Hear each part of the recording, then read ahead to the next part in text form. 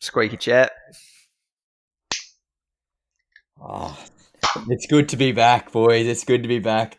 I've actually got a special stubby here. I don't know if you guys can see that, but went to Hobbiton in New Zealand. If you haven't been to Hobbiton, listeners, do yourself a favor. Even if you're not a Lord of the Rings fan or a Hobbit fan, holy moly, it is such a cool experience. For someone who's also done business and event management, it is just crazy how like to the T the run sheet is at this place. It's like 30 to 40 people per tour group from like literally 8 o'clock in the morning to like 4 p.m. every like 15 minutes. And you just look at the top of the hill at Hobbiton, looking down like from Bilbo's house, and there's like 2,000 people, I swear, walking through this place. And it's like so regimented in what they do. But yeah, Hobbiton, sick. Definitely recommend. So thought I'd give that one out. But I just want to give a quick shout out to our main man, Chris, for holding the fort. Got Andy off his ass and got him back on the potty. Rare occurrence for him.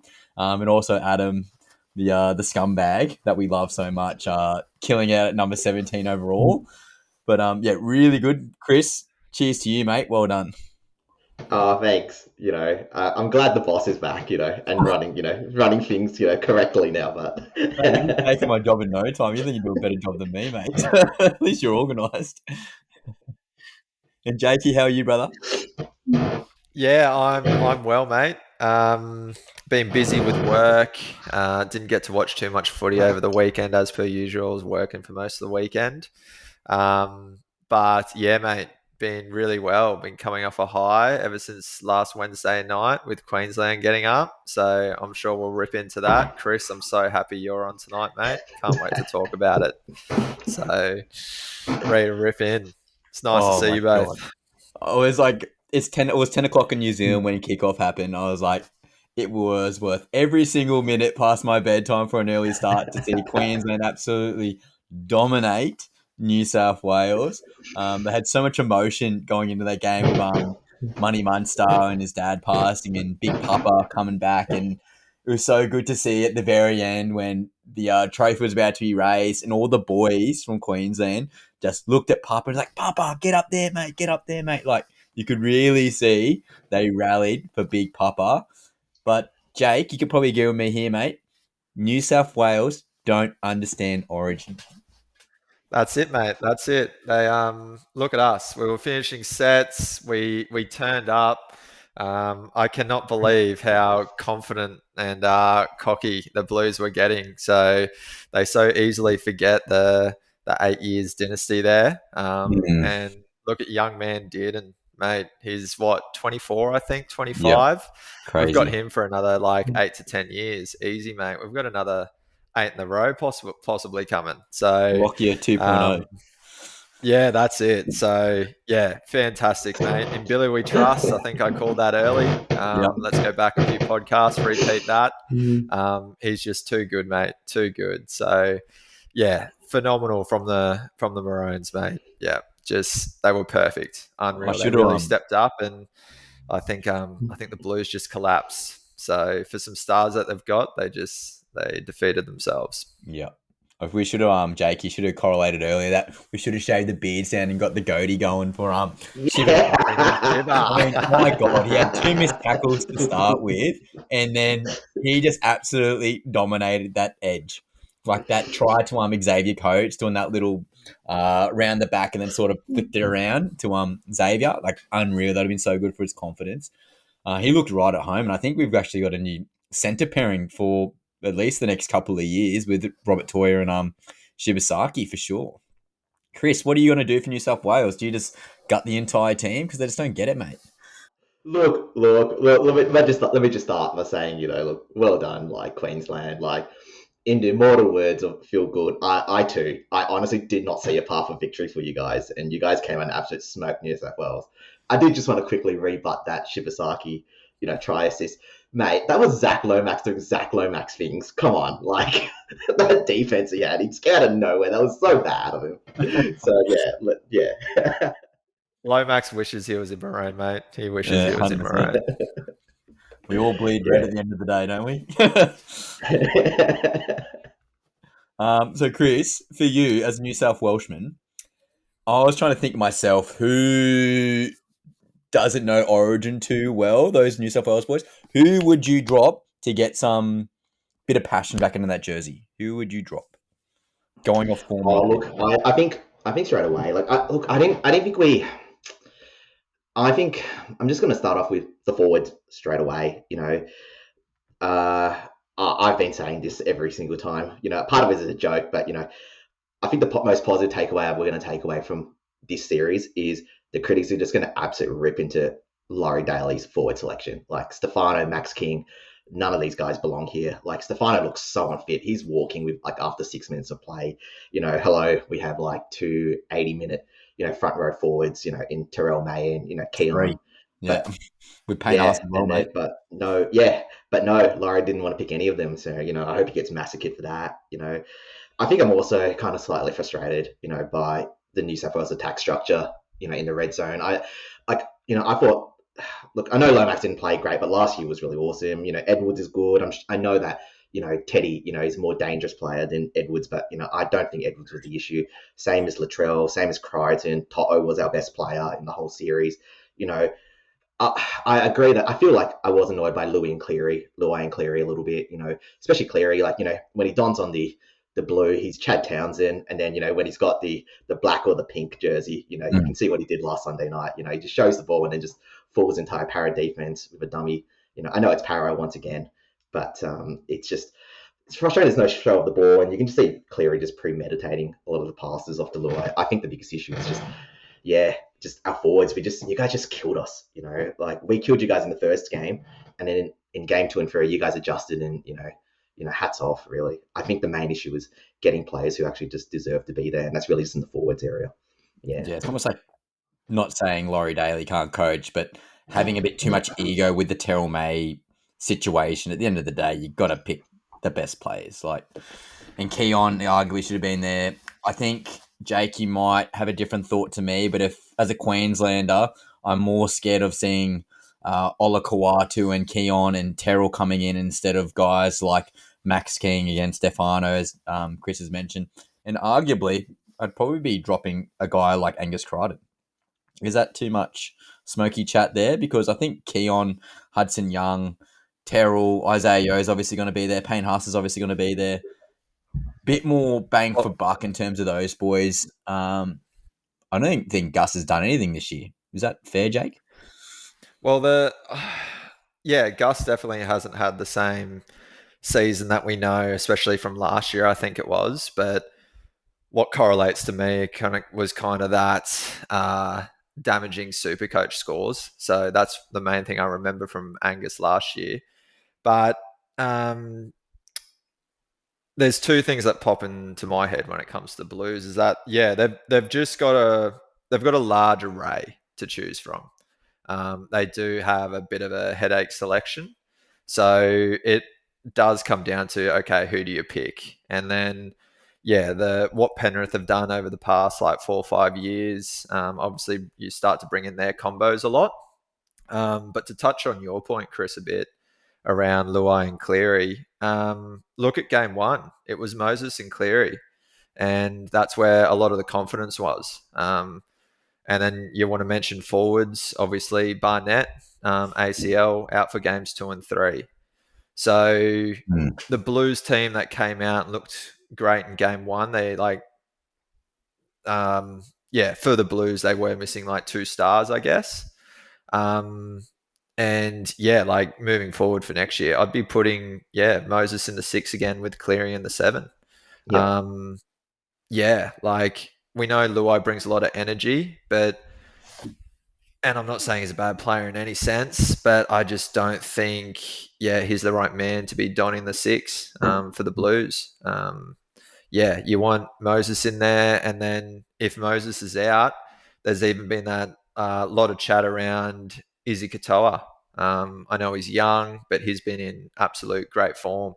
And maybe if Moses or Cleary's out, one of the two, you just slip Katoa into that team, and he could kind of be that next man up.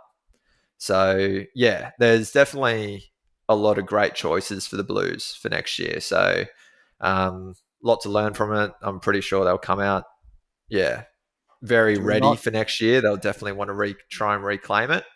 But yeah, bringing the young guns for Blues, I reckon. Moses brings that experience, but yeah, Queensland have Billy did some great selections there. Like, there's a lot of talk about it could be some of his best coaching he's ever done. And you look at some of the selections, and yeah, Queensland just delivered. So it was a great series. And yeah, from a Queensland perspective, it was absolutely perfect. So it was great. Loved it. I want to go over like the duplicative play styles because I was going to talk about Moses and Cleary. They sort of play the same, but then I was going to go on the other spectrum of Dearden and Munster. They sort of play the same, and obviously Hammer at the back complements that running game very well with the support play, which obviously was quite evident in game 3.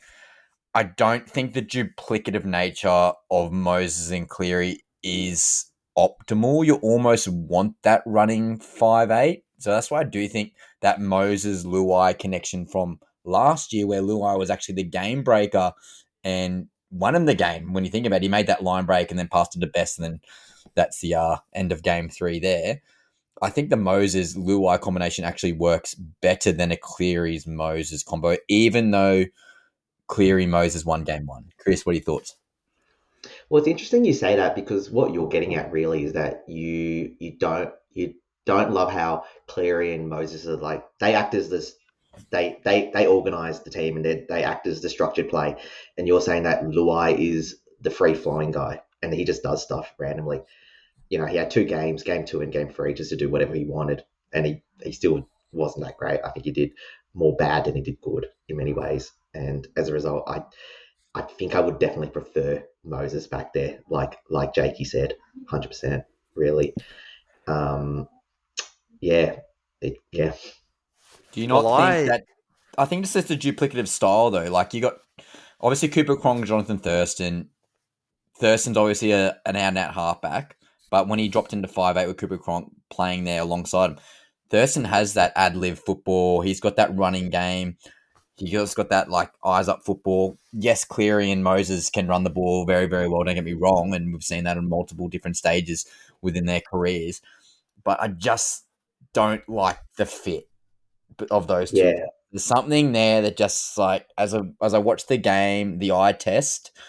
Yes, they're good on paper, but the eye test for me, unless you're going someone like a Pappenhausen at the back, where then that changes that Dylan Edwards at the back there, someone explosive to sort of complement their kicking and organising. I think the Dylan Edwards piece needs to change then. I just think you have to look at results. I mean, yeah, sure. It's just that, yeah, 2 games, otherwise 0 and 2. Moses and Cleary 1-0. You know, yeah, I love, like, when Cleary and Moses do run the ball, I reckon they've got a fantastic, like, run of the ball. Oh, for sure. So obviously the kind of the biggest thing I'm hearing might be that you've got two big leaders in the halves there, and you just don't know who might be leading that team, and they're obviously going to provide a lot of structure. But yeah, like, both their kicking game is phenomenal. I think they delivered for game 1, Moses and Cleary. And yeah, I really like that idea, Ryan, of maybe changing up Dylan Edwards. I think I was calling for Tedesco to don the number 1 for the Blues, or all lead up to it. So yeah, chuck Teddy back into it, I think. Yeah, even though he's still slipping over, that is probably his biggest weakness. You still see that week in, week out. But yeah, when Pappy's on, Pappy's electric. So once again, the Blues have heaps of options. So yeah, even Turbo, moving mate. into Turbo next can year. get healthy. Exactly. Even look at next year. Like, Critter and Trell have been the centers for the Blues this year, and I reckon they both had a great series. Yeah. But what do you do when Turbo's on fire? If he's staying in the center position for Manly next year, it'll be very interesting to see what happens there, because I don't know if he'd go back to fullback then, and how do you find a spot for him in the centers? So yeah, there's just too many options for the Blues. Yeah, you could talk about it all day. yeah. That's it. I still don't think that Edwards is the issue that we lost. The reason why we lost. I think it's the forwards pack. You know, you guys just, especially was it just before halftime when Harry Grant scored his try? Yep. I think you could see that I don't know if you guys are watching it, but the game, you could see that the try was coming. We were just scrambling, just holding off and just making the tackle. You guys are getting that quick play of the ball, and you're going, if it's not this tackle that you guys are scoring, it's going to be the next one, or it's going to be the next one.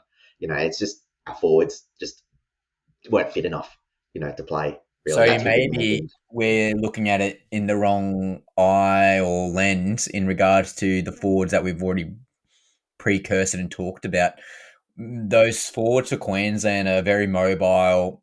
The new next generation forward, where the boys like Terrell, Keon, Haas is obviously the exception. But those boys and Isaiah Yo, bit slower laterally.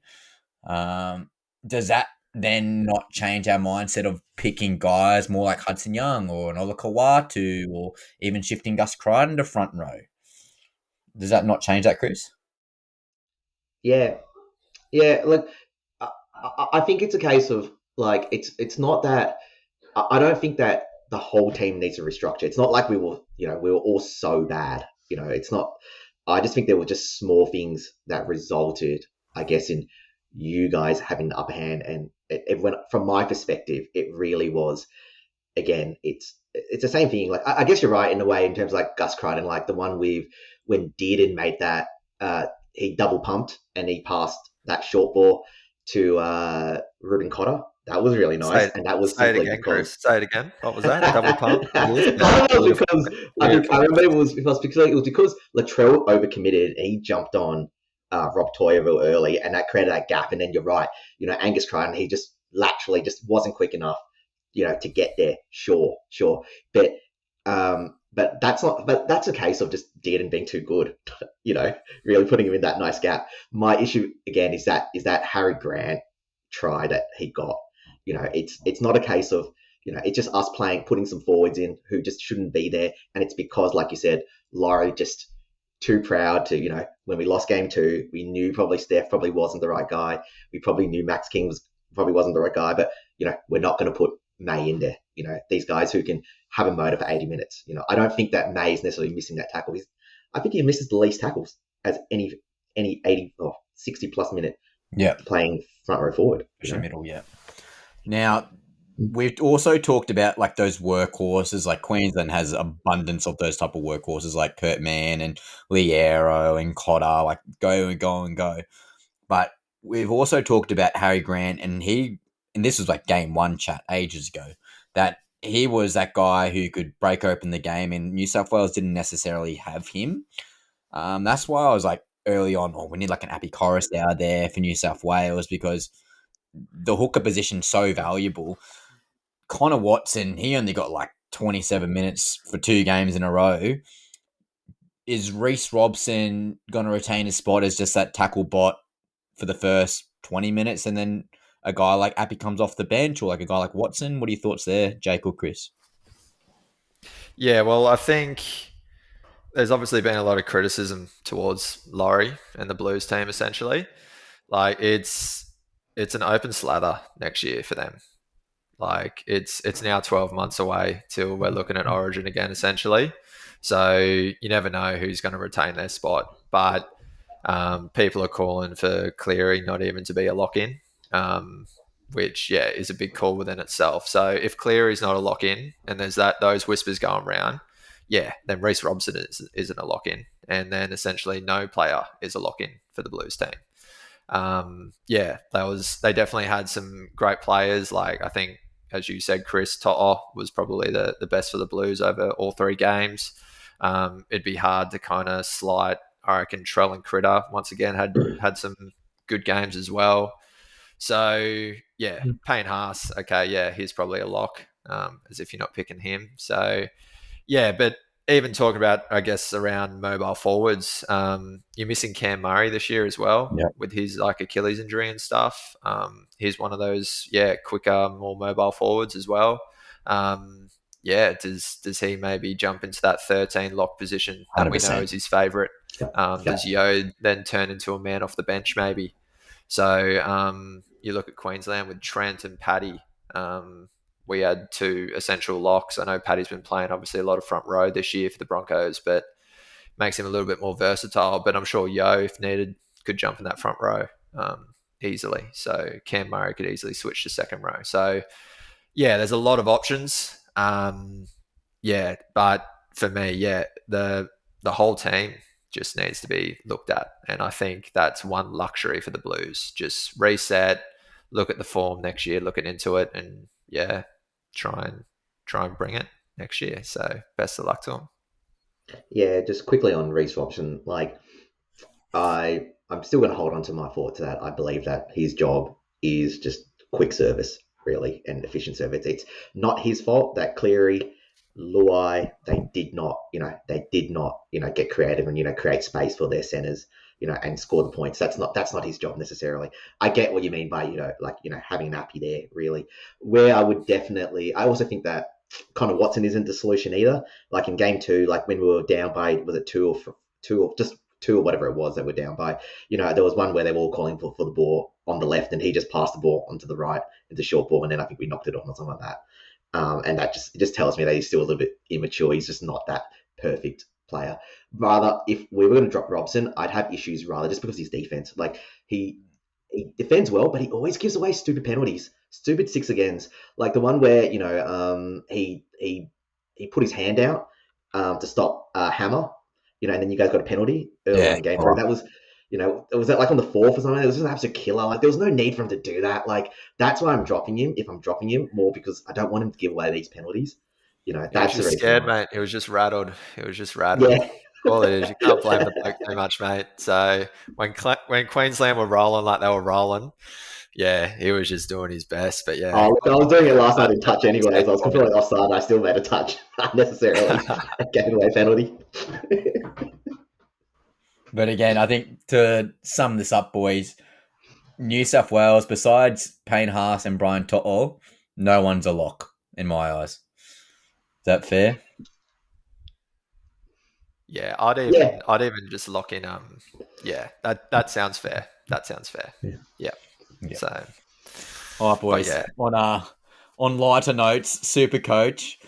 It's been a stressful time for me, boys. I've been bragging. I was like, I'm the top 1%. Look at me, Yahoo, and I'm fading hard. I've been fading real hard. I've dropped down to rank 4,639. I'm going to blame the time lapse in New Zealand for this. Round 18 was not a good time for me. I was scrambling to get the 13 players, and all week I was just about to go into my caving expedition before I actually went rogue underground 80 meters. I was like, boys, Lawson, I want to get rid of him. And Chris, Adam, you're like, don't get rid of Lawson. He's enough. He's perfect. I'm like, no, I need to get Lomax. I need to get Marky Mark. I'm like, okay, I'm going to do a Marky Mark. Propose trade, put the screenshot into the group chat, Lawson for Marky Mark. And he's like, nah, can't do it, Ryan. And I'm like, fuck it. I'm just going to go 12 players for the week. And then Mark pops off, gets like 108 points. That like folded me like a 1,500 ranks down the market there. And then last week, our saviour, Kane Bradley, came on through, and Cleary. Those boys absolutely saved me. But again, I've dropped 560 ranks. I've lost about 1,500 ranks from going to New Zealand. So I'm hoping this Queensland soil on the Gold Coast here is going to rejuvenate my season for this home stretch. My team value has dropped, but I still have money in the bank. I got 15.7 mil in team value, but I currently have 450,000 in the bank ready to go. I've got 5 trades. I've got 1 definite trade I'm doing. But Chris, I want to hear what's happened with you, mate, from last week. Yeah. Look, honestly, I'm sorry, Ryan. Like I told you, just play 12 in round 18 and don't go Marky Mark. And next minute I've gone Marky Mark and I've made an extra trade to go 13 players, and and you come out of your hole in the ground and you're going, guys, what happened? Why am I down? So I do apologize. I scored 1276 this week. I went off about like 80 ranks to 1821 overall. And I just made the 1 trade last week. That was Sandon Smith to Blaze Talangi, and he scored 44. Like, I'm happy. I had green arrows for 3rd week. I'm slowly moving back towards that 1%, but, it's slow, minimal increments. The one thing that is annoying me is that I just keep pissing away points every week, because I make silly last second, rash decisions, which are just low risk, high reward. Like last week, I said on this show, like my lesson for this week was not to be greedy and just simply loop my VC if they go well. And the example was last week not looping Drinkies 99 and lucking out with Teddy's 77 captain. Well, this week, Teddy was my VC again, and I didn't loop his 84. I impulsively put the C on Kiraz 5 minutes before the game, all because it felt vibey and because Ryan suggested so. Get on it. So, Wait, if Adam in the top bloody 0.001% says go for it, and he's jumped on, got to go for it for sure. So I need to stop doing these because they haven't been working out for me all season. But yeah, oh well, it's fun. What about you, Jakey? What's happening in your team? I scored 1237 last week. Yeah, I got green arrows. I'm currently sitting in the 26,300 range. Yeah, pretty easy to get some green arrows when you're sitting that high, I think. So, yeah, 15.7 mil team value as well, Ryan. So, me and you are the same there.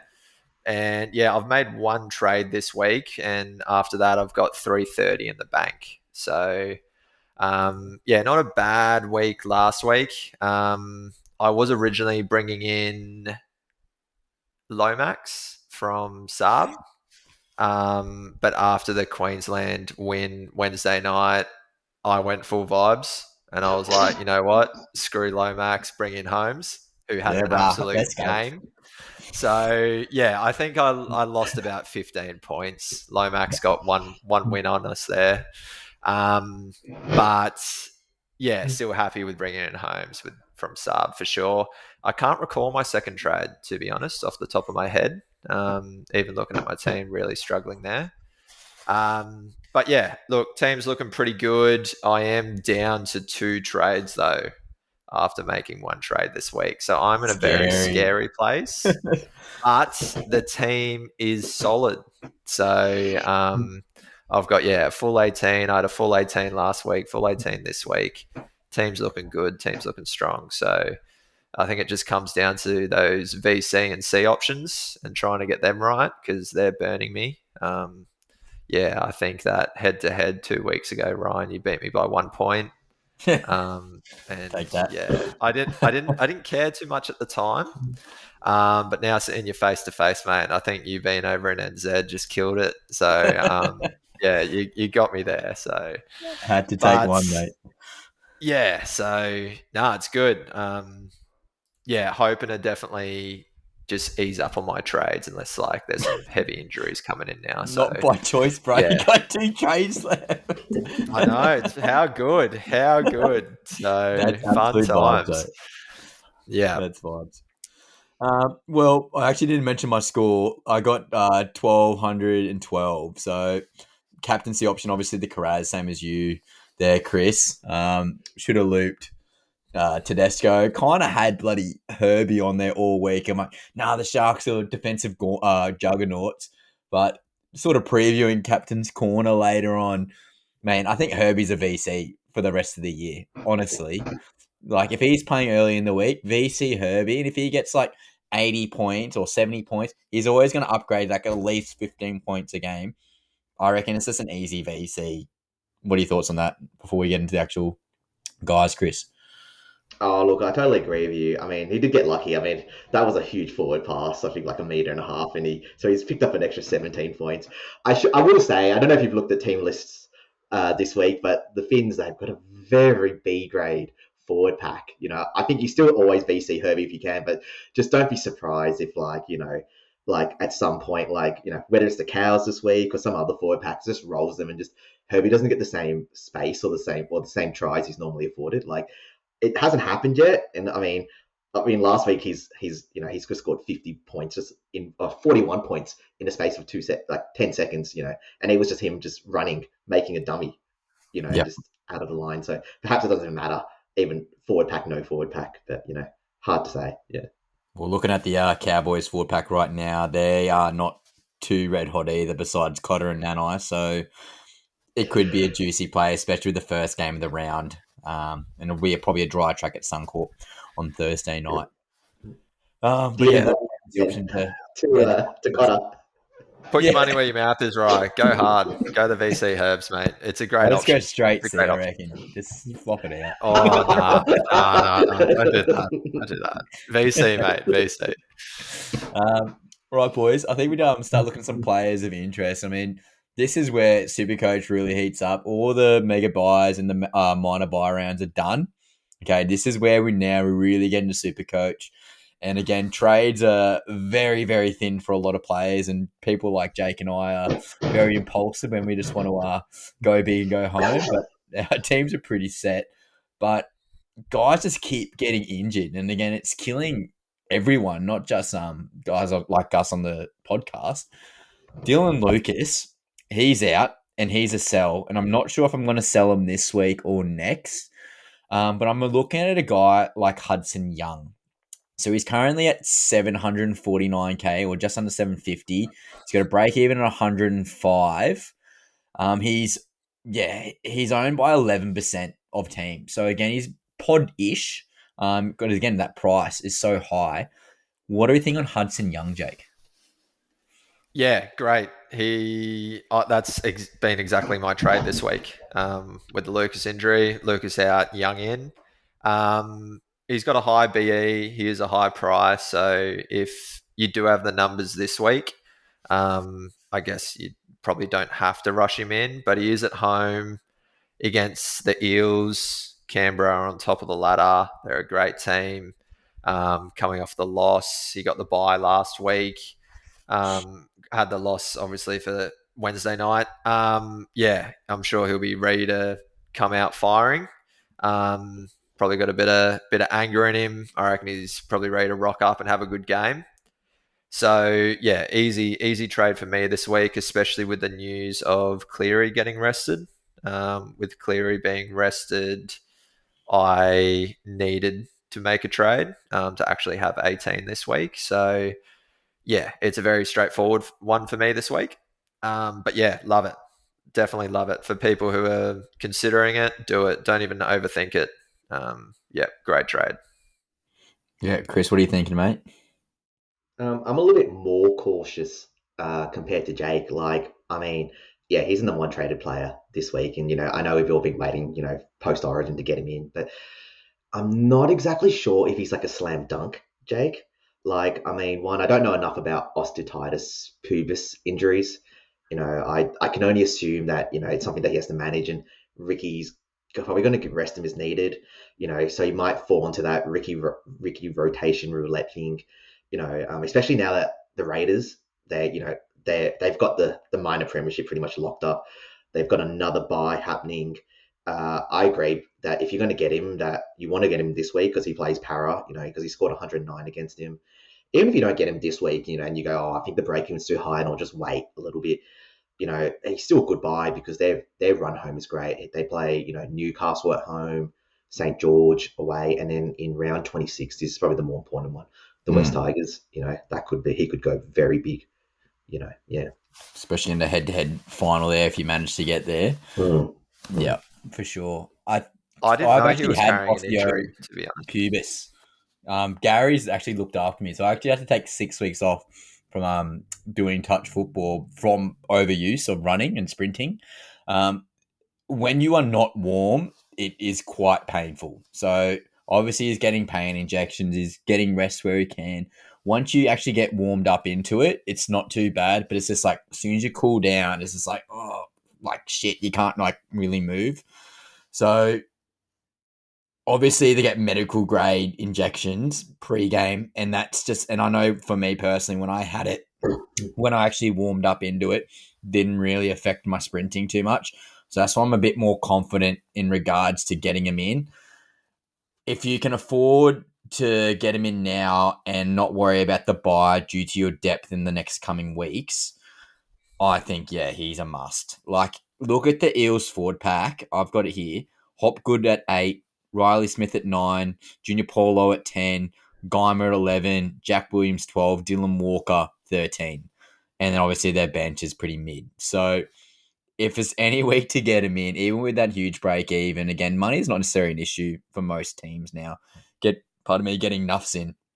Oh, I think, and he said the Tigers as well coming up in that head-to-head grand final.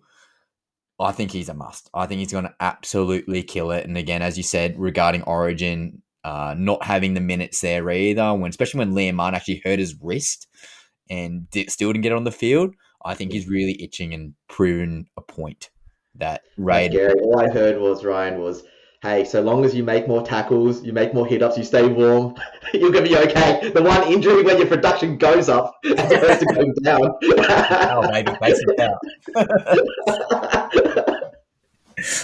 Yeah, well, I was completely naive that Huddy Young, was carrying an injury. So, I don't know if that's like speculation and maybe an excuse for Wednesday night or something, Chris. I hadn't heard anything about that. But look, that's a fair point. If he is carrying an injury, that does obviously add a bit of wariness to it. It's big money, big break even. Yeah, money probably isn't an issue for a lot of teams. It's definitely not something I'm concerned about. My trades are my issue now. But if you've had it, Ryan, and it's manageable, obviously they're going to get top tier treatment. Yeah, he's just got too much of a high ceiling. I think he's had some blinder games. I think he's the highest averaging second row forward this year. So I'm definitely happy to take the punt on him. And I'm even considering, chucking the VC on him this week. Oof. Well then, Chris, if you're not vibing Hudder Young, who would be a Dylan Lucas replacement for you then? Well, like you, Ryan, I'm actually thinking about just leaving Dylan Lucas this week. Personally, myself, part of it's actually because I know he doesn't lose money. I'm most likely I may or may not, but just to kind of just preview things, I do want to get Payne Haas back in. It's just I'm missing him out by about 27k at the moment. So I'm hoping he plays this week and he doesn't meet his break even of 100. He scores like say 80 or something like that, drops that 27, and I can pick him up for Luke. I can trade Lucas to him straight up next week. Lucas to I'm going Haas, to burst your bubble, Chris? mate. Oh, actually, no, he doesn't play this week. Yeah, 2 weeks, in correct. 2 weeks time. In 2 weeks time. Yeah. Apologies. Yeah. But I reckon, to be honest, you could honestly move Lucas just because due to his dual and the flex. You can move him to anybody you want, really, if you want to. I mean, if you don't like Hudson Young, for example, but you still like the Raiders, hello, KO Weeks, he's like the number 8 most traded in. He's had 2 tons, and he scored that 156 against the Dargans. The issue for him is that he's rocks and diamonds. Obviously, he can go massive, he can go low. The issue for him is that he's not a flat track bully, believe it or not. I know he scored big against the Dragons, but he scored 24 against the Souths, and he scored 39 against the West Tigers, and he scored 27 against the Gold Coast Titans. So, and I think the issue is, if you want to just play him on good matchups, is a good matchup really a good matchup for him? And I'd still buy him, especially if you wanted the cash and you wanted vibes. I think the other person would be Dylan Edwards. Now that Cleary's not playing, I think he's the one you want to really think about as well. If you don't want to buy Hudson Young, he's at 647, and he's just got the world's easiest 4-game stretch. It's Souths, West Tigers, Gold Coast, Newcastle. And then you can also think about getting on a Blaze or Brian Toto stack as well if you want. Yeah, they're the ones I'd be thinking about. Yeah. Well, I think that's a pretty good segue with Dylan Edwards there, because Pappenhausen, I wish I pulled the trigger, 10 weeks ago when I said his break-in was bloody trade. All of the bloody year, not going to lie. Anyway, I'm a pussy and I didn't do it. So, but yeah, Pappenhausen, not named again. Now, Jake, would you sell if you still own him, or would you just hold another week? Doesn't sound too promising, the news regarding him. Look, I don't think I've heard too much other than just the calf tightness talk. I am an owner of Pappenhausen. I actually hadn't looked at the Panthers draw. So hearing Chris just rattle off the next 4 games for Penrith, Pappenhausen to Dylan Edwards could easily be a given. But I don't have that luxury. When you're down to 2 trades, if a player is out for 1, 2, 3 weeks for me at the moment, I'm happy to hold and wait for them to come back. Yep. Obviously Lucas is out for the season, so I'm kind of happy to pull the trigger on Huddy Young this week. But yeah, if there's people out there who have 6, 7, 8 trades, I'd probably be moving Pappy on. He hasn't been in great form, hasn't been getting great scores for us lately. He might have been carrying an injury that we weren't aware of, and that's kind of where it's been showing. And then, now that he's been out for 2 weeks in a row, he's got a high BE.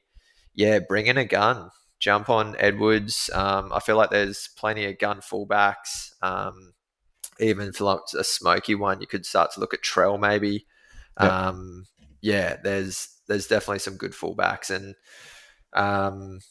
obviously 3-gun fullbacks has been a lot of talk this year, and a lot of people have been running that. So chuck him into that flex, move him to whoever you want. A lot of potential there from moving Pappy out, I think. But for me, I won't be, just because I don't. Down to 2 trades, can't do it. Chris, mate, what are you thinking? Oh yeah, for everybody who's not Jake, look, please sell the guy. Like, you cannot be holding a fullback who doesn't play for 3 weeks straight. Like, he's clearly injured. You got to say goodbye. Yeah. Yeah, so last week I did Pappenhausen to Val Holmes, but now I'm going to be shifting Karapani. He's done his job. He's made me some cash. So Val Holmes goes back into the centre wing. Lawson, you've survived another day. Congratulations. But yeah, looking at Dylan Edwards, and we also spoke about in the group chat, Chris, a guy by the name of Reece Walsh. Now, Broncos are popping off, and I love the Broncos, and obviously got the bye this week. And we're talking about not selling, going to trade Pappenhausen out. Would you wait one more week to get Walsh in, or there's too many other guys? Look, I'm going to tell the listeners my thoughts on Reece Walsh. He's like buying crypto, but not Bitcoin. We're talking about Polkadot. We're talking about Cardano. We're talking about Shiba, Asscoin, all these guys, all these shit coins. And not only that, but not during the good times. We're talking about the bear markets. He could be, like, honestly, I had him last year, and he was, I own crypto, and it's too much for me. Reece Walsh is too. That's my limit. That's what I've realized. I think he's really good, but he's averaging, was he averaging at the moment like 70, 80 or something? Like, he's really good, but the problem is that he could start at 10, like with 10 minutes ago, and then it'll be like on 80, and then you look at it and go, oh wow, he scored well, but oh man, the whole time you're just shitting bricks as an owner. It's hard. It's a hard watch, So that's the thing, I would only personally, I would only be going on him if you're a Broncos fan. Just get any other fullback. It's not worth the early premature hair loss. Yeah. Oh God. Well, talking about premature calls, the slander of the one and only Nicho Hynes. He's finally caught up to me. I've been giving him juju for the past 10 rounds. Probably a bit of PTSD from the start of the year when I owned him to Jerome Hughes. Obviously scored the 2 tries, so his score's a little bit inflated in my eyes. But again, he looked like he had that dog in him this week. Now, Chris, you're an owner of Nicho Hynes. You're a trader. So what are your thoughts? Potentially avoiding the 3-gun fullback with Pappenhausen and running that 3-gun halfback at flex with Nicho Hynes or Hughes, Cleary, whatever. What are your thoughts on Nicho for those guys who don't own him? Asking for a friend.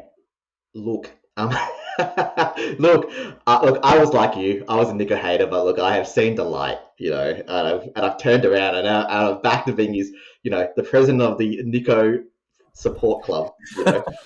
Look, I know Nicho's only been averaging 74 for the year, but that was the down on confidence Nico, who was letting Trindle take charge in games. With that massive 137 plus score that he scored last week, he becomes a buy now, 100%. Mostly for two reasons. The first one is you kind of alluded to, Ryan. Like, we've been waiting for signs of old Nico, and we saw it last week. Like, I know he's not going to score 2 tries every week. I think the stat said he hasn't done that since like 2022.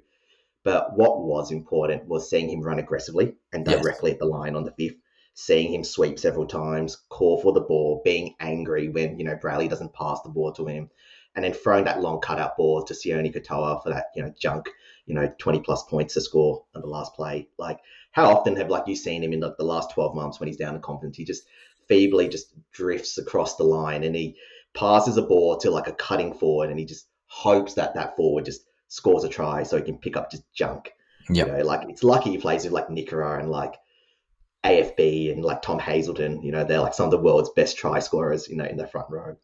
But the other reason, and this is probably the more important of the two reasons actually, is if he continues to score big, then he just now becomes a valid VC option because he now takes advantage of the best draws on the run home. I keep repeating this draw every week, Ryan, but it's worth repeating again just because of how tasty it is. It's Roosters this week at home, then it's Souths, Cows at home, St. George away, Gold Coast at home. Obviously, has the bye in round 25, and then he has Newcastle. There's a lot of guns who can score 100, but there's only 4 of them that can score 130 plus consistently. That is Cleary, Drinky, Turbo, and Nico, really. So if he's running into this form, you saw it last year. He scored 100 plus points games, last year. And, and then his price just rises and just goes through the roof to $1 million. And if you don't get him now, you could be in trouble. Jakey.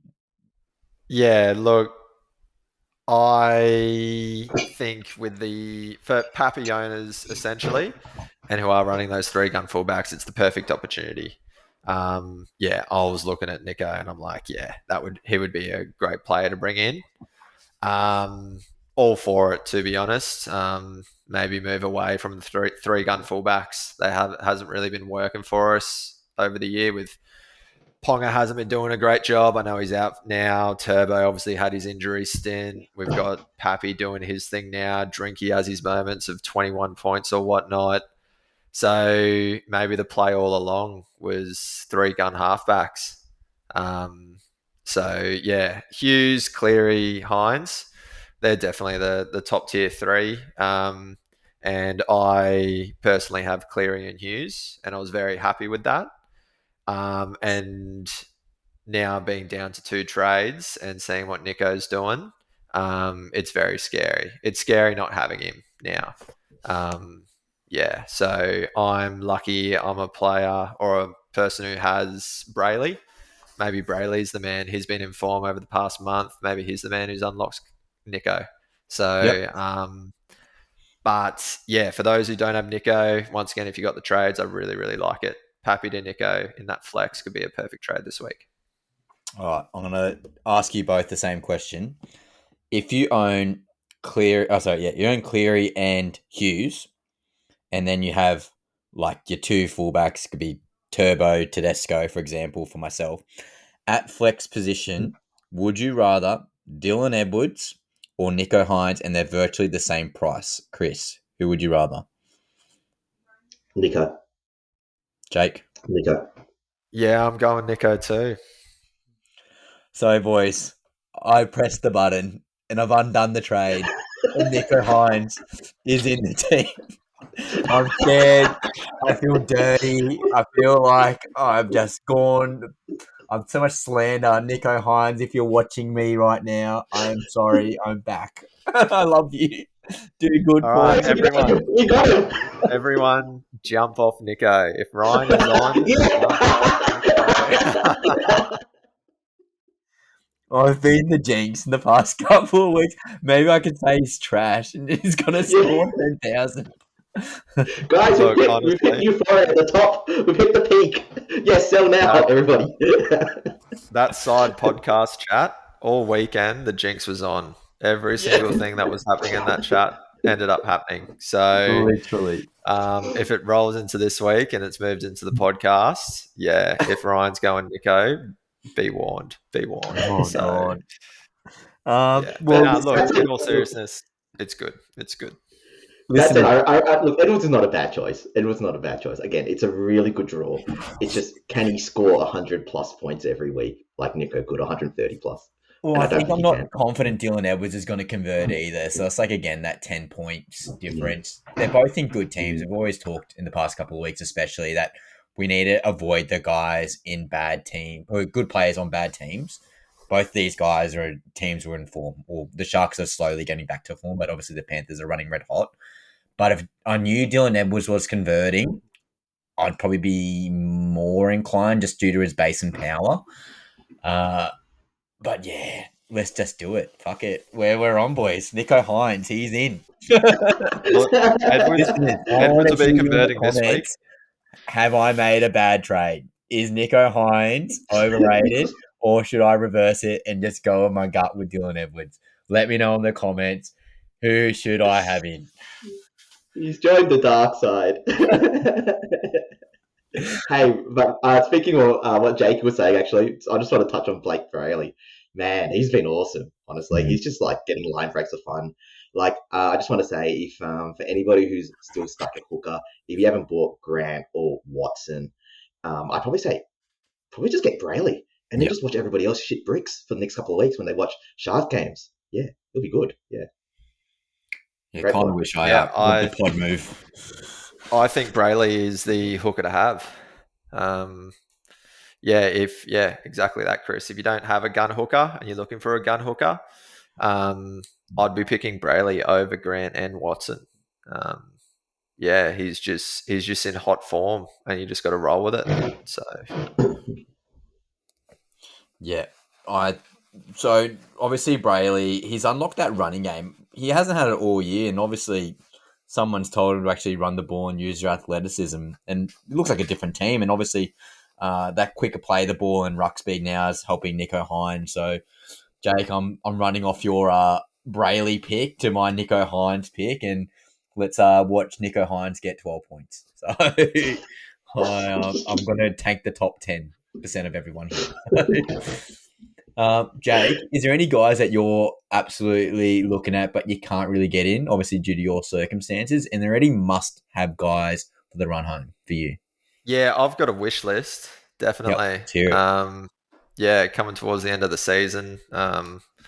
What is it, Christmas in July or whatever it is, kind of thing. So I've got a list, mate.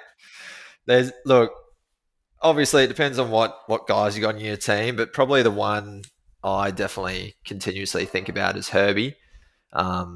Yeah, he's the top center wing that I missed out on. It is a trade I'm considering of possibly Asako maybe to Herbie.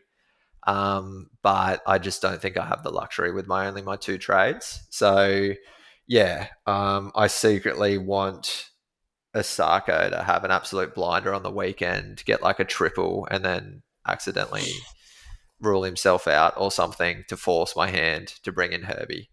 But that's not going to happen. Lomax, obviously, he's another gun center winger. To'o is, I guess, I feel like a bit of a smoky one. Yeah. That yeah, depending on what people have got there. So yeah, Hynes was on my list as well. With yeah, even Jaden Campbell and Grant are probably some of my other favorites as well. So yeah, I think I rattled off about 8 names. So I'm only getting 2 of those if I'm lucky. So yeah, the wish list is long. I just start daydreaming now. So my potluck is going to be what position goes down, what injury is it, and yeah, who do I bring in? So Jakey, I thought your wish list was just the Queensland Origin team, and then I heard Toto and Lomax, and I was like, what? hey, look, they're still stars. They're still stars. They're just not as good as us Queenslanders. That's all. So Yeah, they can't be folding boys like Val Holmes, that's for sure. Now, there's a guy by the name and it's pretty smoky chat here, and he's been popping off in recent times. But Tallis Duncan, bit of a pod player. He's moved to centre, unfortunately, but I thought he could have been a good option if he went back to second row. Chris, what are your thoughts on Tallis Duncan if he was in second row? Yeah, look, I knew that I saw he was named at centre this week, but I'm about 99% sure that, because Ewan Aiken's back as well. He was named at 11. I reckon they switch, by when they actually, run out on the field. He's been killing it, but but he's 702k. We've missed out on him. He's scored 2 doubles in 2 weeks. It's just insane. I think you just missed the boat on him, sadly. Yeah, I wouldn't be getting him now. Yeah, at all. Jakey, you, mate?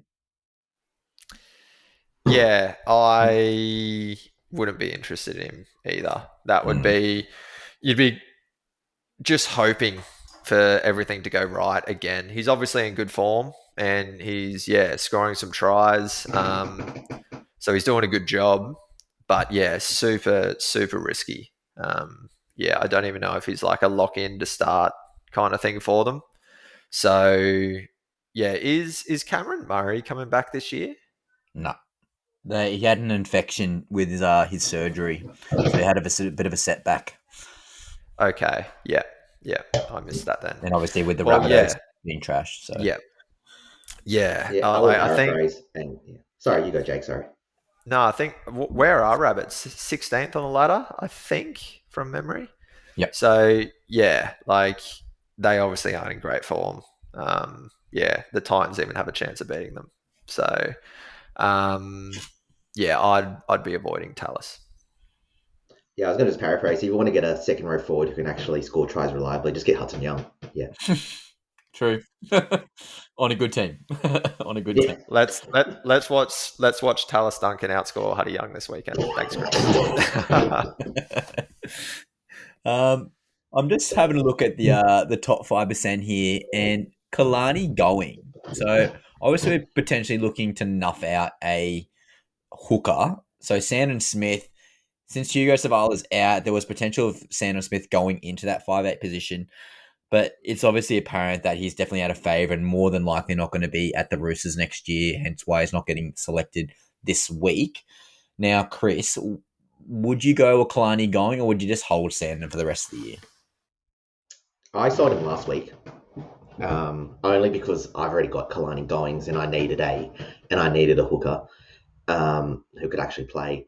My belief is it just depends if you're low on trades and if you need his money. If you like, Kalani Goings is probably the best nuff by far throughout the game. It's the hooker second row forward is actually unbelievable. If I'm being perfectly honest, I think it's even better than Kane Bradley's, duel. I would say if you have enough trades and you don't need the money, just leave him. And then or even then, even if you don't have enough trades, don't trade him out. You got him at 200 and was it? Do we get him at 232k at the beginning of the year? That being said, if I don't think he's playing again. That's a good thing in a weird way. Like the good thing is that because that way you don't worry about him becoming a emergency randomly starting at 14 or stuff like that. Like if Chad Townsend is getting picked before you, you're out of favor, man. Yeah. The only thing I will say about Sandon Smith is that generally in round 27, anyone who would be starting the following week essentially gets rested. So when you're scrambling to get numbers in round 27, Sandon Smith might be that little pod play at the very end there where you could get those extra points. So guys like that who you think, out of favour, not going to play anymore, they're the guys in round 27 where everyone struggles to get like 5 players, let alone 18 players. He's the type of guy that you sort of want. No, Jakey. That's interesting, actually. That's really interesting, especially if he's 140 back in Anzac Day. Yep. That round. Yeah. We wanted to make a point. I don't know if he signed anywhere or he's still on the contract for next year with the Roosters. Probably going to get released, whatever. But yeah, he's probably going to want to pop off in that last game, assuming that he plays. Now, Jake, I'm pretty sure you own him as well. But our man, Asako, I've held him too long, and I really wanted to see him without Nicarima because I thought they would be going right a little bit more. He's just not getting the ball, and I don't blame the Dolphins because Herbie Farmworth, my God, he is good, and my God, he looks good. But what are our thoughts on the Iceman Asako? Yeah, I obviously have the Iceman, and that's probably been one of my biggest thought process this week is to pull the trigger on him straight to Herbie. Um, the only thing that stops me doing it is obviously my low trades and the fact that he converts for them. So yeah, he seems to be getting like some points there, but he just doesn't get the ball. That's the biggest issue. But the times that they do go right, there is promise there. Essentially, he can get big scores. He knows how to finish. He's still a great player, Asako. So yeah, I guess it all comes down to trades. I think if you've got enough trades, I would actually be getting rid of him. And because I just feel like there's too many other guns. Like if you don't have Herbie, go Herbie, Lomax, To'o. I feel like To'o, like with that run home now for the next 4 games, looking at their draw, could be a great choice. Yeah, it depends on who you've got. Like if you don't have Karaz, Garrick. So there's a lot of names that I'm pretty sure a lot of people do have. But yeah, I'd be keen to actually jump off Osako. What are you thinking, Chris? Well, let me give you one more stat. So, when it comes to who to keep and sell on your team, my formula is simply this. If I have a player who will be playing the Souths, the Cows, the Tits, the Dargans, or the Tigers, I'm keeping them at any point for the run home. Basically, these teams concede the most 80 plus scores. Like Souths concede 46, 6 times, Cows 45, Tits 42, Dragons 40, Tigers 39. When it comes to 100 plus scores, it's not even close. Souths and Cowboys, they've conceded 22 100 plus scores each. The Tits are the next at 16. So if you're asking me whether, I'm going to sell Osako this week, mate, I might even VC him, honestly. It's the same as it's the same as Herbie, but he's due for, a big score again. So you can go sell him 100%, but I wouldn't sell him this week, when he's playing the Cowboys. Yeah. Yeah, I think it's Jackson Paulo and Braden Burns' side. Yeah, that's a bit spicy, isn't it? Bit spicy. It's just he Yeah, just Chris is pulling out the Murray smarts. Talangi, but yeah. Yeah, Chris is pulling out the smarts. That's good. It's fair point. Yeah. Yeah. I know he's got a big break even, but if you were going to sell him, you would have saw last week had a big break even. We all kept him as well. I know last week, so we had a player for round 19, but yeah, still sell him, but just not this week. Yeah, against the Cows. Like if he goes bad, then hey, next week you can tell me all about it. But like if he goes big and you lose a score, it's just annoying. It's just really annoying. Yeah, no, that's fair enough. There was also another guy I wanted to talk about, and it's our boy Tom Trebojevic. Now, I know Manly has a very tough draw, but bloody hell, he looked good the other week. Now, Jakey, what are your thoughts? You got Turbo, haven't you, Jake? I do, mate. Yeah, I'm all for him at the moment. Yeah. So all these fake Turbo lovers in our group chat, i.e. Chris and Adam, they sold early. Sucked into you. What are your thoughts, Jake? Yeah, I think I was on the Turbo hate train initially. He just with his injury scares, he just wasn't in good form. He looked horrible, and people were pretty keen to throw some risk at him and give him a shot essentially.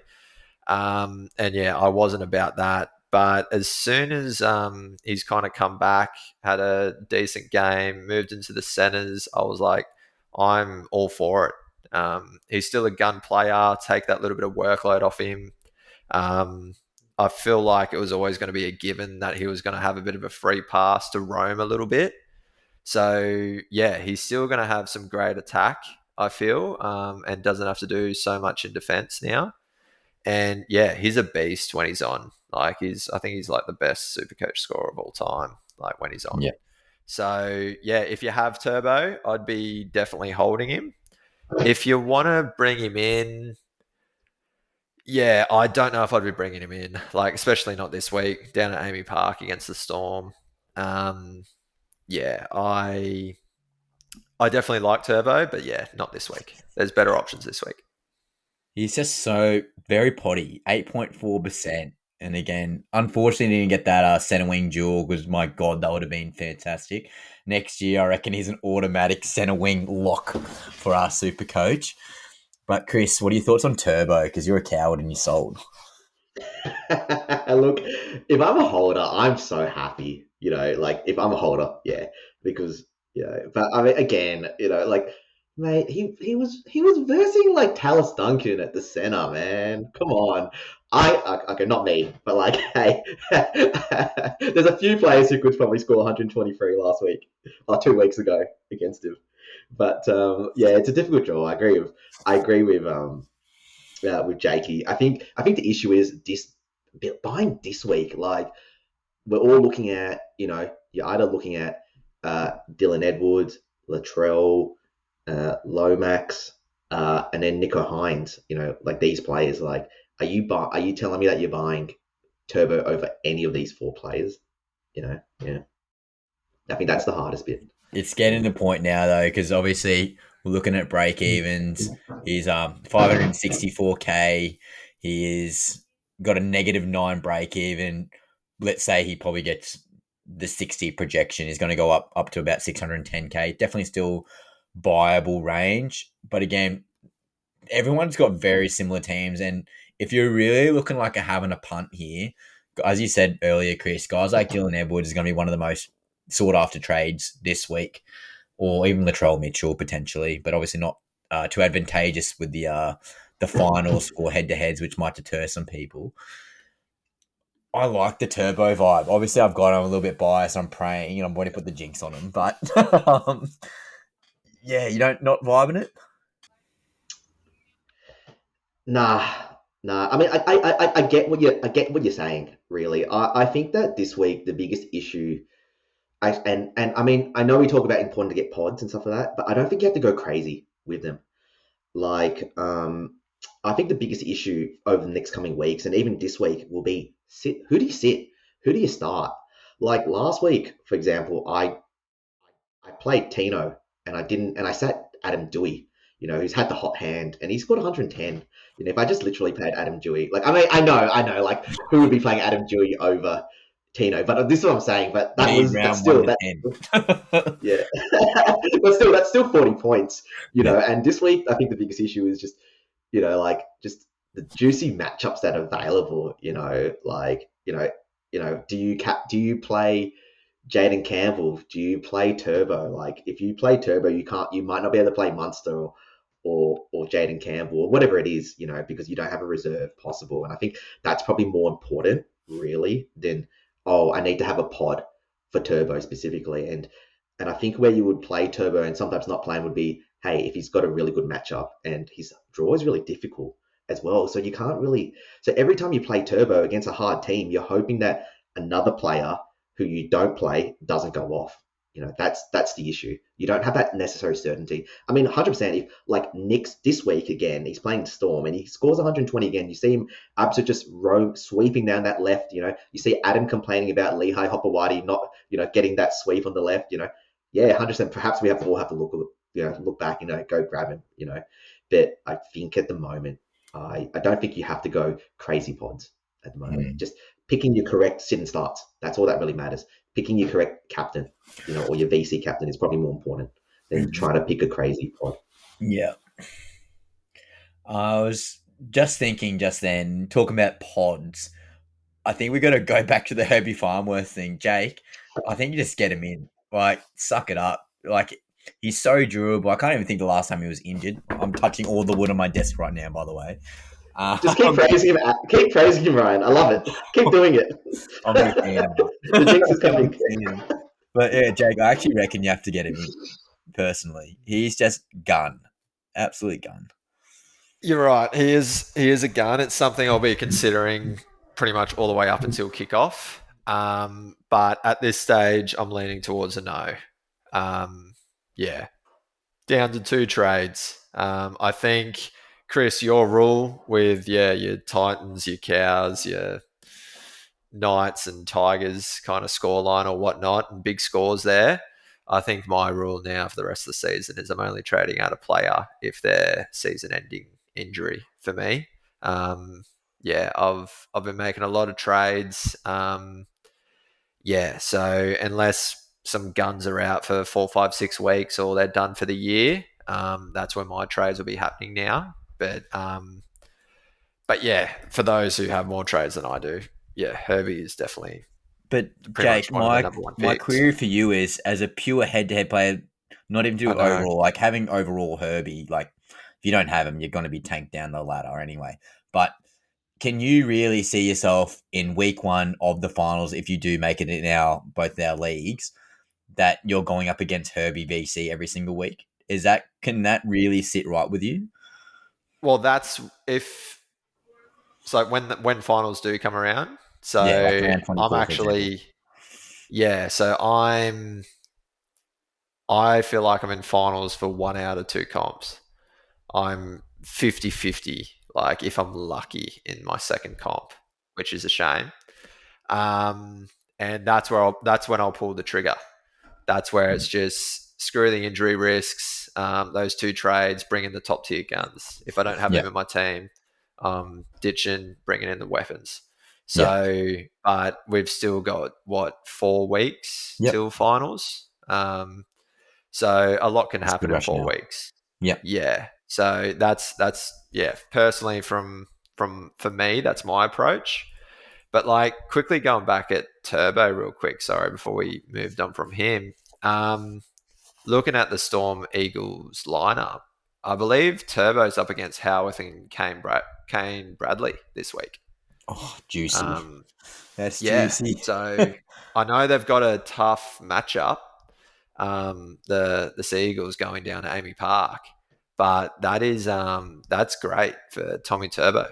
So Is Turbo left or right? No, he's right. He should be against Xavier Coates and Grant Anderson, I think, more Still, so. that's oh, not shocking if I got either, that though. wrong. Like they're The not. the left their left wing their left edge is much better defending. However, it doesn't matter with Turbo because he sweeps left and then he attacks that right very Yeah, yeah, defensive laps Melbourne side. Yeah, Yeah, it's not the best Melbourne defensive unit, definitely, that's for sure. And like, no, yeah, no. it's still very, very juicy. Now, Chris, is there I any do boys? like your Yeah, I do like your approach, Jakey, in terms of just leave. Yeah, I like it. Yeah, only trade if you need injuries, and then when you do get in for the first week, then you can bring Herbie in. Yeah, I like that. That's smart. yeah. All right, Chris, is there any boys you want to talk about in particular? Not particularly. I will do a quick shout out to Britton Nickera. He's been really good actually, and again, it'll probably just be that Nico Bray and that Blake Brayley kind of just unlocking him. Yeah, he's been really good, which has been nice. I would also just point out Drinky as well. I know we've been talking about Pappy, but Drinky's also been hard as well. Like I know it's very hard not to put the reserve on him this week, but I think there's a stat that I saw when Purdue's at center, he's averaging 122, 5 game average. With Purdue at 5'8", his 5 game average is 59. Yeah. So 70-point difference. It's huge, Insane. eh? Yeah. Yeah. That is huge. Well, I think talk about some guys potentially to sell, and this sort of goes into my trade for the week via the new unsung hero of Nico Hynes with Val Holmes going into centre wing. Now, Josiah Karapani. So I mentioned him earlier. He's done a very serviceable job getting me that cash to pretty much get a very, very gun team. He's on a desirable edge at the Broncos. He's on a winning team. The boys are hot throbbers there. What are our thoughts on selling Karapani, Jake? Yeah, I guess it depends on who you've got in your centre wing position. I feel like there is so many great potential buys that we've already been discussing tonight. Yeah, so he has been doing a great job, Karapani. He has been finding the line a lot. it would be very interesting to see what kind of score he gets without finding the line. Um, so yeah, if you can jump up to someone like a Lomax or a Herbie or whoever you're kind of missing as that, yeah, those guns in center wing, then yeah, I'd personally be selling him. Um, but it's not a must, I don't think. Yeah, he has been doing a great job, and I think Broncos are finding some good form as well. Like Mam's back, Walsh is back, Hunt is back in that hooker role now for them. That's kind of the dream spine that I think they've been wanting all year. And when Mam did come back, Hunt was out injured. So it'll be very interesting to see how the Broncos do go moving forward now as well. Um, yeah, I think the Broncos are actually ready to find some great form. So yeah, it's a tough one. Yeah, he's definitely not a must sell in any way. If you wanted to hold him, go for it. But if you can turn him into an absolute gun, I think that's a great choice. Yeah. Yeah, I think he actually has to be sold really. Like unless you're playing him like center wing 6, there's just too many good guys you can plop in there, and I think you're gonna be missing out on too many points if you are not doing that. And I'm just looking at the lineups, and Chris, is probably most relevant to you, mate. This is the Bulldogs, and it's the halfback. It's our boy Lockie Galvin. Bit off super coach here, but what are your thoughts on Lockie Galvin starting a halfback? Uh, yeah, why not? You know, um, actually, part of me, the evil part of me thinks, yes, do it. Then you can, you guys can watch your season implode with him at halfback. Love it, great. Gus, you deserve it. Sold me down the well, saying, look, Queensland, there's no path for victory for them. You deserve it, mate. But I would say that I think it's good. I mean, I thought Sexton wasn't that great last week. He looked a little bit down on confidence. And I think you start looking to the future. Really, he's not playing. He's not going to be with them next year. You might as well start now. If it doesn't work out, at least just play him. If it really doesn't work out, Gav, at least you know. At least you know now. And then you go back to Sexton for the rest of the year and just go, yep, we'll just ride him. And then Gavin will start again in 2026, really. But at the moment, they have this huge dilemma where they go, do we play him? Do we not play him? I think you just have to make a call and just play him and just see. And if he goes massive, then you go, well, we're all vindicated. And then the Bulldogs are all back into happy ways. Yeah. Yep. Yeah. Jakey, thoughts? Yeah, I wouldn't be buying him for Supercoach. But yeah, in terms of like purely just going off the Canterbury Bulldogs, yeah, they've probably made the right decision. They've thrown their backing behind Galvin and decided that he is the future for the club. And then yeah, they've obviously let Sexton go. So yeah, probably now is the time then to kind of lock that in. As for Sexton being down on confidence, can't blame the bloke. Like, yeah, they were doing so well. I don't think the Dogs made the right decision, to be honest. They didn't need Galvin. They had great cohesion. The club was firing. Everyone was talking about the Dogs, and it was their year, and the whole narrative for them has just changed. People aren't even talking about them it being their year anymore. And they've only had a couple of losses, but I feel like it's kind of been after the Galvin signing. So, yeah, I can understand them definitely chucking him in the 7 role because that's obviously what they wanted him for. So, yeah, it'd be interesting to see how he goes. Yeah, I'm finally just happy they've just pulled the trigger. Like, obviously, they've got, 7 rounds to the finals.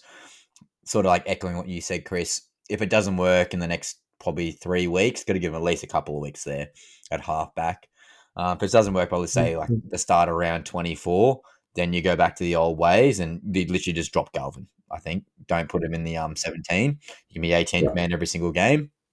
Yeah, give it a go. 4 weeks. Obviously, the upside's there. Like, we know that. And many teams, including the Gold Coast Titans, have dropped Sexton. And I'm never going to bag a player legitimately. I always bit of banter and tongue in cheek, don't get me wrong, but it's never an aggressive attack. But I want to echo this as well. But Sexton's been dropped from several clubs due to the fact that he's been difficult. All the coaches have seen something, they don't like him for some reason.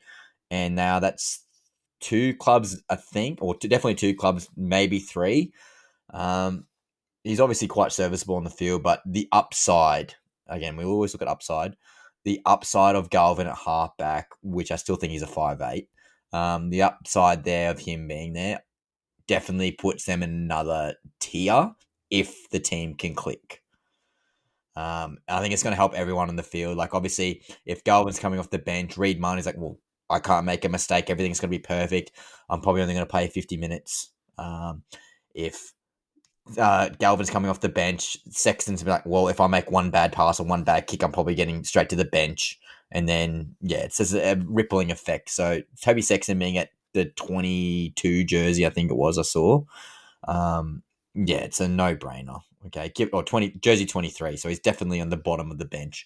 Give it a crack, see what it looks like, and see if the doggies can get some cohesion. At least they got some clarity. At least the coach has made the hard choice for sure.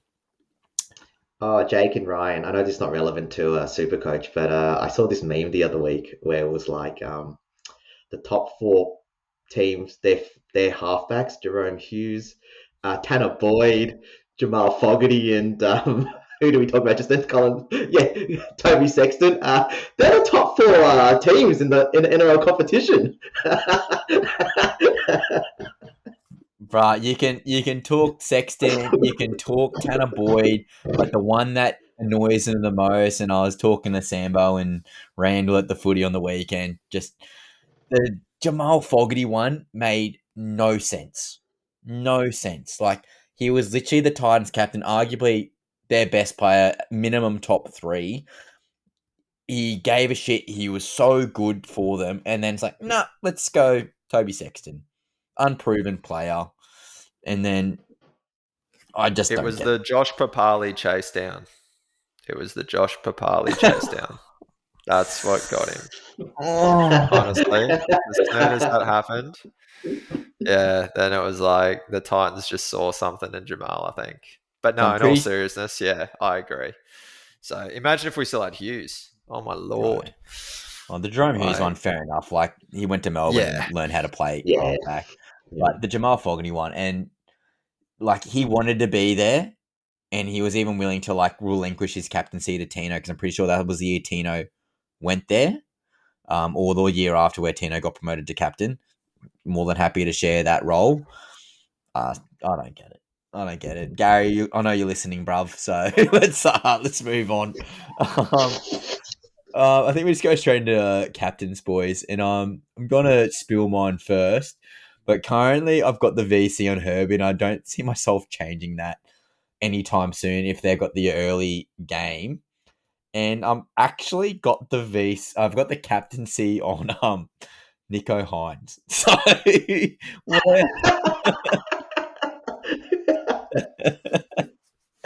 I've just jinxed everyone. You're welcome, boys. What are our thoughts, Jake? Who are you thinking this week? I've been chopping changing mine a lot. I actually had mine on Nathan Cleary, my captain, until he wasn't named. So that's kind of put me in a bit disarray there. But I have got my vice captain on Huddy Young, and he's hurt me last week, but I'm chucking the captain on Terrell May again at this stage. So there's definitely a lot of good options though this week. Like Jerome Hughes is one that is tempting. Yeah, Jacob Carraz, that VC on Osako that you actually mentioned, Chris. I've looked at that as well. So yeah, and if I wanted to be really cheeky with it, a vice captain on Blake Brayley. So a lot of options there, but yeah, Huddy Young and Terrell May for me at this stage. Is there any boys? I'm also looking at a potential captaincy option on Jerome Hughes against the Manly Seagulls. The only thing that's deterring me is that Pappenhausen's not playing, but it also gives Jerome Hughes more ball. Or like ball that he's probably going to run compared to Meaney. Any love for Karaz, Chris? Oh, nah, I don't think I can do it again. It's probably not. It's probably not. It's probably not a bad idea, honestly. If KO Weeks can put 154 on the Dragons, it's entirely possible that he could. That he could do it, and now that Galvin's there, maybe the right side do get some ball. The wingers they pass out the back. Maybe he listens to his captain. Maybe he goes, "Here, Stephen Crichton, have some ball early." And then we got a couple of scores. How crazy would that be if he ends up like getting a hat trick or something like that? We captained him on the wrong week. Oh, Probably insane. would, bruv. Yeah. Actually, when you say it, it's maybe not a bad idea. But I think it's just too risky now. Yeah. Yeah. I got bet before. That's just, if I do it again, that's just stupid. Yeah.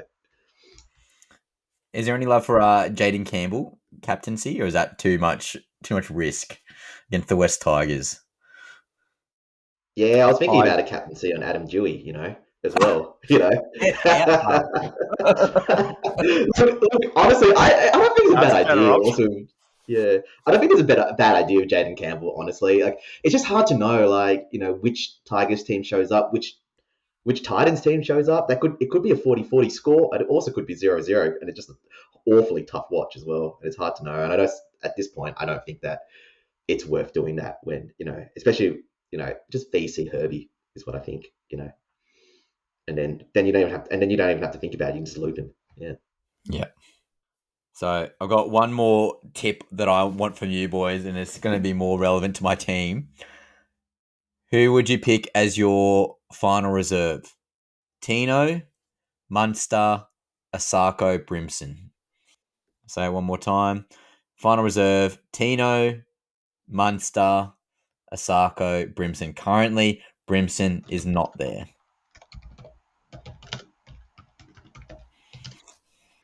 So I can straight off the bat, don't reserve Tino at all. I think at this point in time, I don't think you want to be reserving.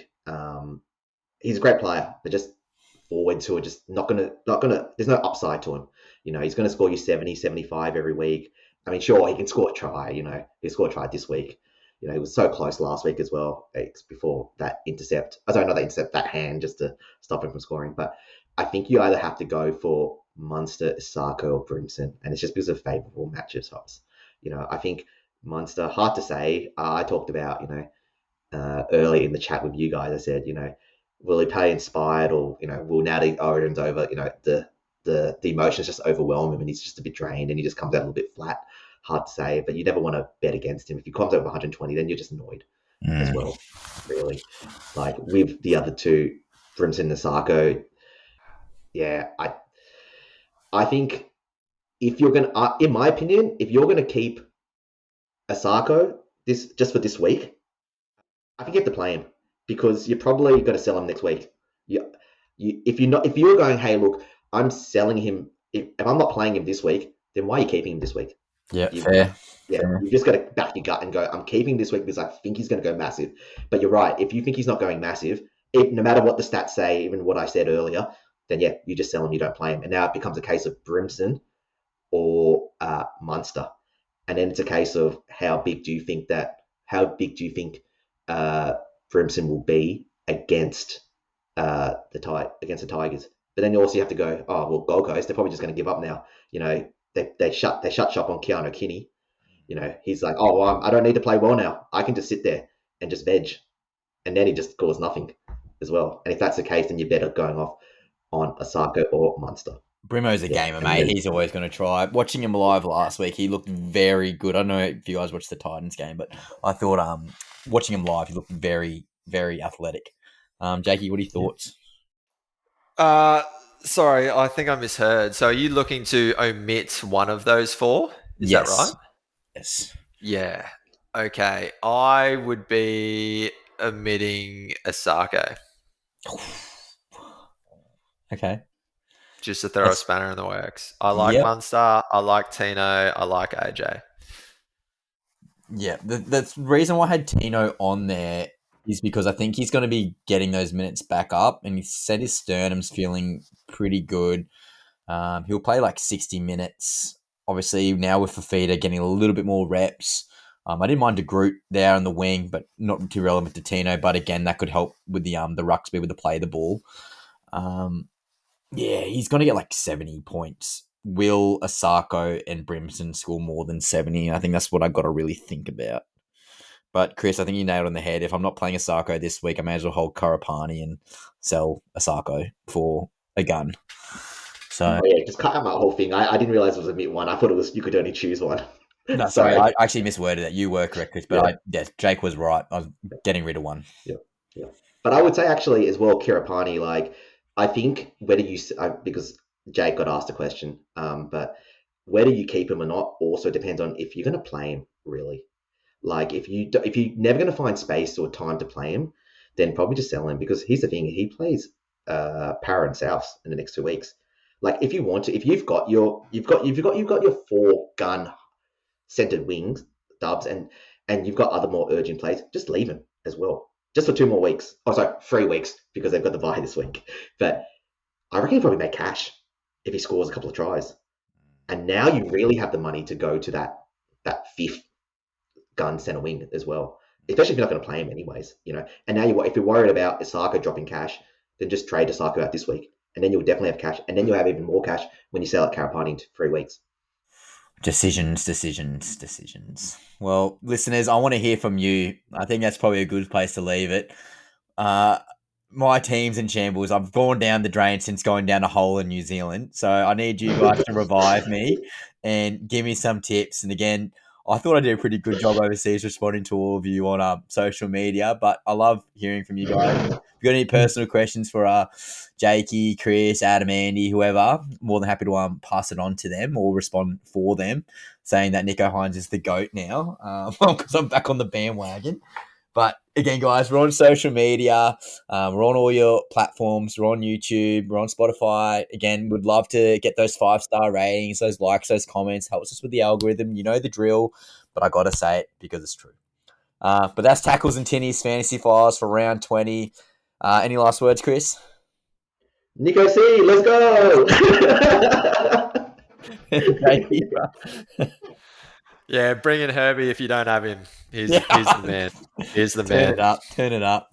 All right, Tackles and Tinnies, thank you very much. Enjoy round 20. See you later.